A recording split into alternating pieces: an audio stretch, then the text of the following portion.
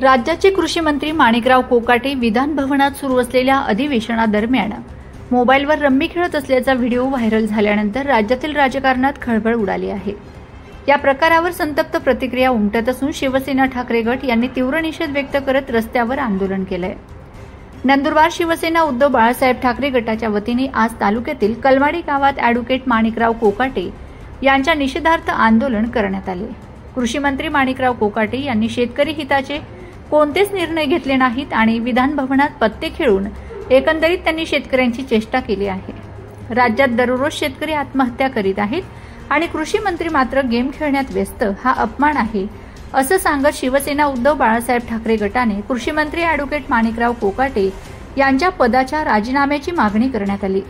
आंदोलनावेळी शिवसेना उपजिल्हाप्रमुख अर्जुन तात्या मराठे, शिवसेना तालुका प्रमुख रमेश पाटील, वाहतूक सेना जिल्हाध्यक्ष घारू कोळी यासोबत शेकडो शेतकरी व शिवसैनिक उपस्थित होते।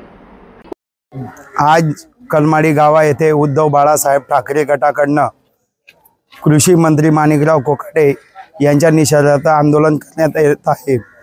रम्मी खेळून, कारण की कृषी मंत्री अगोदरचं बेताल वक्तव्य केलं होतं, शेतकऱ्यांना कर्ज दिलं तेव्हा त्यांच्या मुलांचं लग्न होतं आणि आता ते भर विधानसभेत म्हणजे विधानसभा चालू असताना रम्मी गेम खेळत होते, असे व्हिडिओ व्हायरल झाले आहे।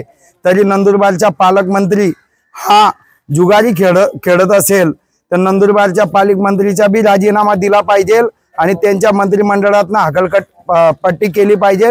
ही नंदुरबार जिल्हा उद्धव बाळासाहेब ठाकरे शिवसेनेकडनं जाहीर निषेध करण्यात येत आहे।